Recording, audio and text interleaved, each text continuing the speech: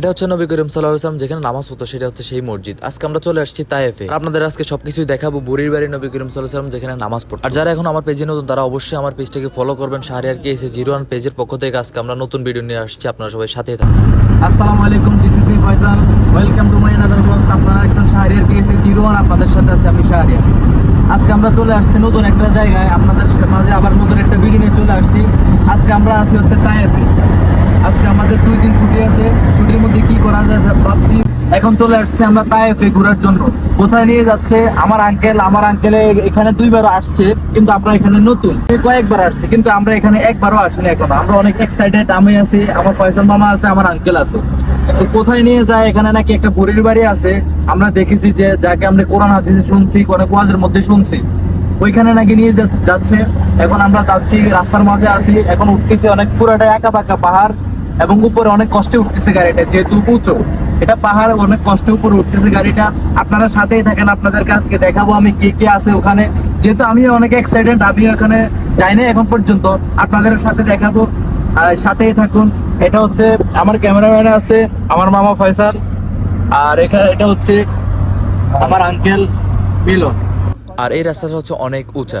এই রাস্তায় গাড়ি চালাতে হলে অনেক কেয়ারফুলি চালাতে হবে, কারণ এটা হচ্ছে অনেক উঁচা রোড, মক্কা নগরী থেকে 7000 ফিট উঁচা।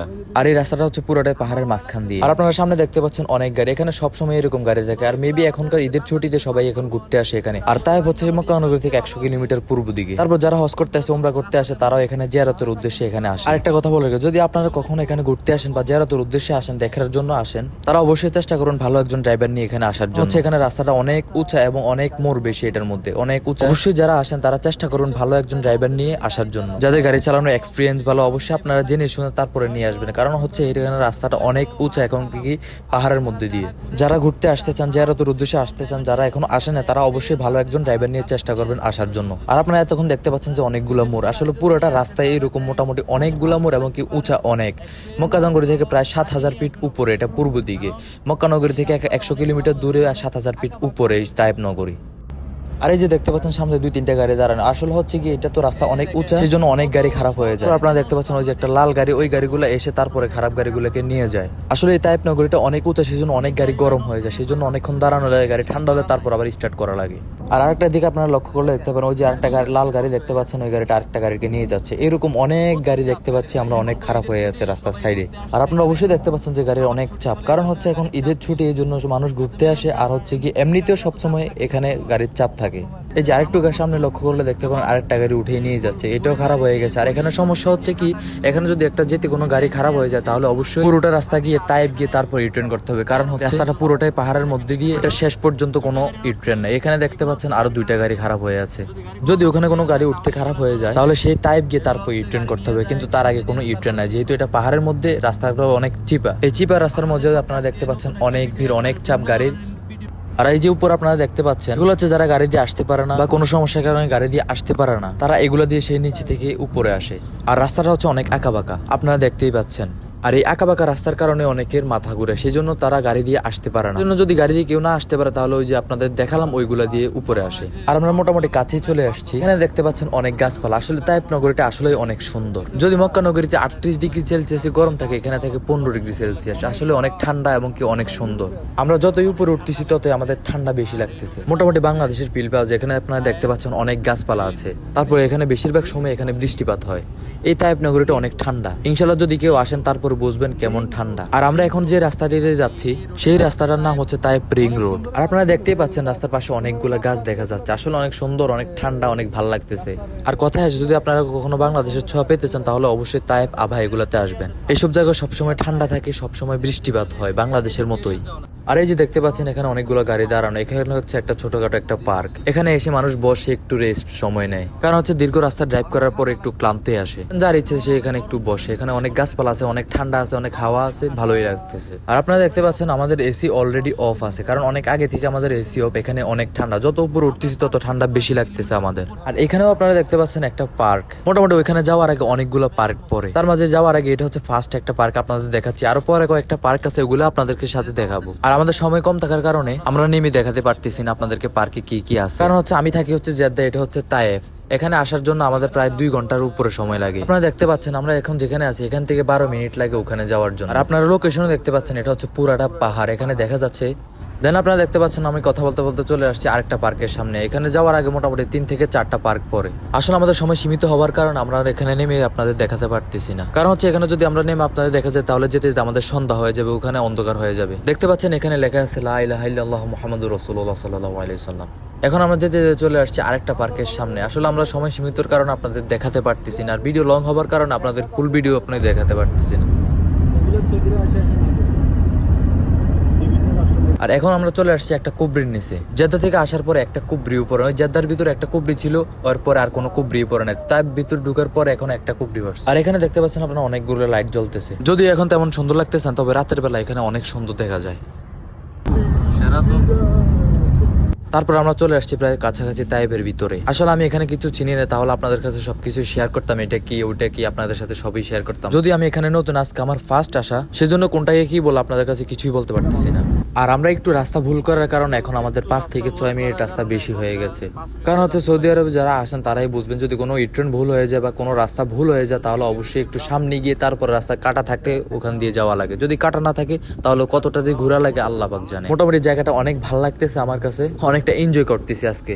আর কথা হচ্ছে আমরা অনেক এক্সাইটেড, কারণ হচ্ছে আমিও যাই নাই কখনো, ফয়সাল মামাও যাই নাই কখনো। আমার আঙ্কেল এখানে অনেকবার আসছে, কিন্তু আমি এবং ফয়সাল মামা কেউ এখনো আসিনি। আমরা আজকে ফার্স্ট আসছি, সেজন্য আমরা অনেক এক্সাইটেড কি আছে ওখানে আপনি দেখার জন্য, অনেক কিছু অনেক আগ্রহ নিয়ে দেখতেছি, অনেক এনজয় করে দেখতেছি। এখানে দেখেন একটা বাগানের মতন, আসলে আমি দেখে অনেক ভালো লাগছে। আমার ওখানে একটা তাবু, না জানি কি দেখা যায়, আমি যাই নাই, যদি নামতাম তাহলে দেখতে পারতাম, অনেক ভালো লাগতেছে। তারপর আপনারা দেখতে পাচ্ছেন এখানে অনেক মানুষ ভিড় করে আছে, এটাই সেই মসজিদ যেখানে নবী করিম সাল্লাল্লাহু আলাইহি ওয়াসাল্লাম নামাজ পড়তেন। তারপর আমরা এখানে চলে আসছি, পৌঁছে গেছি এখানে। এখন আপনাদের কাছে একটু শেয়ার করতেছি, দেখাচ্ছি আপনাদের কাছে। এটা হচ্ছে নবী করিম সাল্লাল্লাহু আলাইহি ওয়াসাল্লাম যেখানে নামাজ পড়তো সেই মসজিদ। আর এখানে দেখতে পাচ্ছেন মোটামুটি সবকিছুই অফ করা আছে, দরজাটাও জ্বালাই করে দিয়ে বন্ধ করে রাখছে এখানে। আর আমি আগে ইউটিউবে দেখেছি এখানে ভিতরে ঢুকা যায়, ভিতরে কি আছে সবকিছুই দেখানো যায় ভালোভাবে, কিন্তু এখন আমরা দেখতে পাচ্ছি সবকিছু বন্ধ করে রাখছে। আমরা বাহির থেকে যতটুকু পারতেছি আপনাদের সাথে দেখাচ্ছি। দেখেন এখানে তৎকালীন সময় পাথর দ্বারা বানানো, আজ থেকে 1400 বছর আগের এগুলো সবকিছু। সুবহানাল্লাহ সুবহানাল্লাহ। আসলে আমরা অনেক ভাগ্যবান, আমরা যারা সৌদিতে থাকি যত কষ্টেই কাজ করি না কেন একবার হলে উমরাটা করতে পারি, এবং কি আমাদের দয়াল নবী করিম সাল্লাল্লাহু আলাইহি ওয়াসাল্লামের রওজা মোবারকটা আমরা জিয়ারত করতে পারি, আলহামদুলিল্লাহ।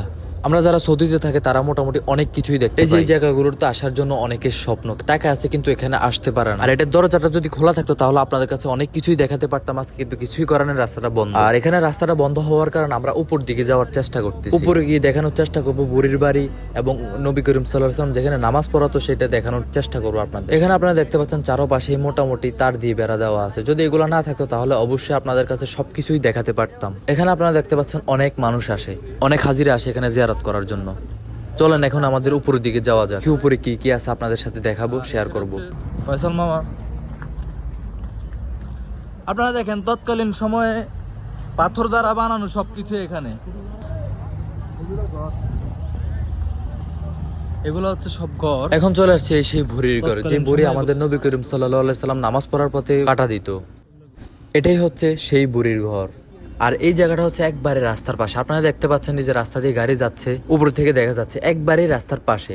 আর এখন আমরা চলে আসছি, এটাই সেই জায়গা, এটা হচ্ছে নবী করিম সাল্লাল্লাহু আলাইহি ওয়াসাল্লাম যেখানে নামাজ পড়তো, সেটাই হচ্ছে সেই জায়গা। নিচের দিক থেকে বন্ধ হওয়ার কারণে আমি উপরে চলে আসছি আপনাদের দেখানোর জন্য, একটু দেখেন। আর যদি এটা খোলা হতো তাহলে অবশ্যই আমি এটার ভিতরে গিয়ে আপনাদের সাথে সবকিছু শেয়ার করতাম কি আছে ভিতরে। এখানে আজ থেকে 1400 বছর আগে সবকিছু বানানো, দেখতে পাচ্ছেন সবকিছু হচ্ছে পাথর দ্বারা বানানো। এটাই হচ্ছে সেই জায়গা যারা এখানে আসার জন্য স্বপ্ন, এখানে অনেক হাজির আসে জিয়ারতের উদ্দেশ্যে। আলহামদুলিল্লাহ আমাদের ভাগ্য আসলে অনেক ভালো, আমরা চাইলে যে কোনো সময় উমরা করতে পারি, ইচ্ছা করলে নবী করিম সাল্লাল্লাহু আলাইহি সাল্লামের রওজা মোবারকে যেতে পারি। কিন্তু সমস্যা হচ্ছে সবসময় সবার ছুটি থাকে না, কারণ হচ্ছে এখানে ছুটি একবারে কম, এখানে সৌদিতে থেকেও এখানে আসতে পারে না ভাগ্য। ইনশাআল্লাহ আমি দোয়া করি আল্লাহ পাক সবাইকে এখানে আসার তৌফিক দান করুক, আমিন। এই যে পিছনে আমি দেখাচ্ছি বারবার, এটা হচ্ছে সেই মসজিদ যেখানে নবী করিম সাল্লাল্লাহু আলাইহি ওয়াসাল্লাম নামাজ পড়াতেন। আর এখানে আসার পর দেখে আমাদের কিছু বাঙালি ভাই এখানে ছবি তুলতেছে, এখানে অনেক মানুষ আসে এখানে দেখার জন্য জিয়ারতের উদ্দেশ্যে, আল্লাহ পাক সবাইকে কবুল করুক। আর এখানে দেখতে পাচ্ছেন আমার পিছনে যে সবুজ ঘাস দেখা যায়, এগুলো হচ্ছে শাক, ধনিয়া পাতা, বিভিন্ন ধরনের শাক সবজি, এগুলো হচ্ছে আমার বাঙালি ভাইয়েরা করে। আপনাদের ফার্স্ট টাইমই বলছি, যদি বাংলাদেশের ছোঁয়া পেতে চান তাহলে অবশ্যই তাইফে আসেন, ইনশাল্লাহ ওই যে ওখানে দেখতে পাচ্ছেন আপনারা, এগুলো ওখানে ইনশাল্লাহ দেখানোর চেষ্টা করব। আমরা এটার কথা কোরআন হাদিসে অনেক শুনছি, অনেক ওয়াজে শুনেছি, আলহামদুলিল্লাহ আমরা আসার এখানে ভাগ্য হয়েছে। এটাই হচ্ছে সেই মসজিদ, সেই বুড়ির বাড়ি, এখানেই হচ্ছে সবকিছু। এটাই হচ্ছে তায়েফ। আর এখানে আপনারা পিছনে লক্ষ্য করলে দেখতে পারবেন এখানে অনেক কিছু হয়ে গেছে, কিন্তু এখানে এখনো কিছুই করা হয় নাই। এখানে যেভাবে আছে 1400 বছর আগে ঠিক ওভাবেই আছে। আর সবচেয়ে ভালো কিছু হতো যদি আপনাদের আমি ভিতরে গিয়ে সবকিছু দেখাতে পারতাম, কিন্তু দুঃখের বিষয় এখানে ভিতরে ঢোকার জন্য এখন নিষেধ। আর আপনি আমার পিছনে লক্ষ্য করলে দেখতে পারবেন অনেক ঘাস। এরকম সবুজ ঘাস সৌদি আরবের সব জায়গায় দেখা যায় না, কারণ হচ্ছে তাইপে যেভাবে বৃষ্টি হয় সৌদি আরবের অন্যান্য জায়গায় এভাবে বৃষ্টি হয় না। আর এই বৃষ্টি না হওয়ার কারণে বেশিরভাগ ঘাস মরে যায়। আর আপনাদেরকে কয়েকবারে বলছি, যদি তাইপ আসতে চান তাহলে অবশ্যই আসবেন, যদি বাংলাদেশের ছোঁয়া পেতে চান তাহলে তাইপ এসে ঘুরে যান। আর আপনারা দেখতেই পাচ্ছেন এখান থেকে কিরকম সবুজ দেখা যাচ্ছে সবকিছু। আর এই যে এখানে দেখতে পাচ্ছেন আমার কিছু পাকিস্তানি ভাই, তারাও আসছে এখানে দেখার জন্য। এরকম এখানে অনেক মানুষ জিয়ারতের উদ্দেশ্যে, দেখার উদ্দেশ্যে অনেক মানুষ আসে এখানে। ওই সময়ের বানানো এখানে সবকিছু, তখনকার বানানো পাথর দ্বারা, আজ থেকে 1400 বছর আগের বানানো এখানে সবকিছু দেখতে পাচ্ছেন আপনারা পাথর দ্বারা। আর এই যে গাছ পড়ে আছে, এটাই হচ্ছে সেই বুড়ির বাড়ি, যেই বুড়ি আমাদের নবী করিম সাল্লাল্লাহু আলাইহি সাল্লামের মসজিদে যাওয়ার সময় রাস্তার মধ্যে কাটা দিত। এটাই হচ্ছে সেই বুড়ির বাড়ি। এখানে সবকিছুই হচ্ছে পাথর দ্বারা বানানো। আর আমরা এখানে এসে দেখতে দেখতে অন্ধকার হয়ে আসছে, কারণটা হচ্ছে আমরা আসছি একটু লেট। আর এই লেটে আসার কারণে একটু অন্ধকার হয়ে আসছে। আপনারা দেখতেই পাচ্ছেন একটু অন্ধকার, গাড়ির লাইট জ্বালাই দিয়েছে, কারণ হচ্ছে এদিকে অন্ধকার হয়ে আসছে। দেন গাছ তারপর এখন আমরা নেমে পড়বো, যেহেতু সন্ধ্যা হওয়ার কারণে অন্ধকার হয়ে আসছে, তার জন্য আমাদের নেমে পড়তে হবে। কারণ হচ্ছে আমরা এখান থেকে যেতে হবে সেই জেদ্দা। আর তাইফ থেকে জেদ্দা যেতে হলে যদি কোনো জ্যাম না থাকে তাহলে 2 থেকে 2.5 ঘন্টা লাগে বাস। আর যদি কোনো জ্যামে পড়ে যায় তাহলে অনেক অনেক সময় লাগতে পারে। এখন আমরা নিচের দিকে যাচ্ছি, আপনারা দেখতেই পাচ্ছেন এর আশেপাশে অনেক অনেক বাড়ি বানানো। আর এই বাড়িগুলো হচ্ছে এখনকার বানানো। এই যে আপনারা দেখতে পাচ্ছেন একটা গাছ, এটা হচ্ছে বড়ই গাছ। আর এটার ভিতরে যদি আপনাদের দেখাতে পারতাম তাহলে আরো বিশেষভাবে দেখতে পারতেন আপনারা। এখানে যা যা আছে মোটামুটি সবকিছু আপনাদের ভালোভাবে দেখাতে পারতাম যদি এটা খোলা থাকতো। তারপর আপনারা দেখতে পাচ্ছেন মোটামুটি সন্ধ্যা হয়ে আসছে, অন্ধকার হয়ে আসছে, কিন্তু তারপরও মানুষ আসতেছে মাশাআল্লাহ। দেখেন পুরাটা রাস্তা, এখানে পুরাটা হচ্ছে এই বাউন্ডারি, এখানে পুরাটা ইয়ে দিয়ে অফ করা আছে, নেট দিয়ে অফ করা আছে। আচ্ছা, বড়ই গাছ। আজকের ভিডিও শাহরিয়ার কেএসএ 01 পেজের পক্ষ থেকে এতটুকুই দেখানোর ছিল। যদি কোনো ভুল ত্রুটি হয়ে থাকে অবশ্যই ক্ষমা দৃষ্টিতে দেখবেন। এখন হচ্ছে আমাদের যাওয়ার পালা জেদ্দায়। চলেন এবার জেদ্দা যাওয়া যাক। দেন আমরা গাড়িতে এখন উঠে পড়েছি। এখানে দেখা যাচ্ছে 2 ঘন্টা 8 মিনিট লাগবে যেতে, যদি কোনো জাম না থাকে। আর এই যে আপনারা দেখতে পাচ্ছেন পার্ক, দিনের বেলা যাওয়ার সময় যে পার্কগুলো দেখতে পাচ্ছেন এটা হচ্ছে রাতের দৃশ্য। আর এই যে এটা হচ্ছে পাহাড়ের উপর থেকে তাইফ নগরীর দৃশ্য।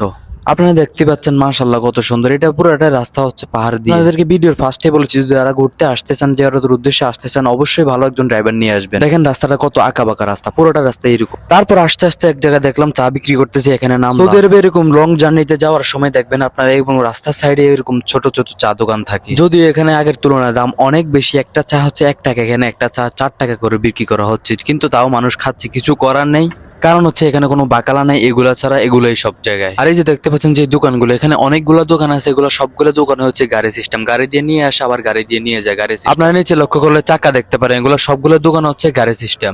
তারপর গেছে আজকের ভিডিও এতটুকুই ছিল। আপনারা যারা আমার পেজে এখনো নতুন তারা অবশ্যই পেজটাকে ফলো করে সাথে থাকবেন আমার নতুন নতুন ভিডিও পাওয়ার জন্য। ধন্যবাদ।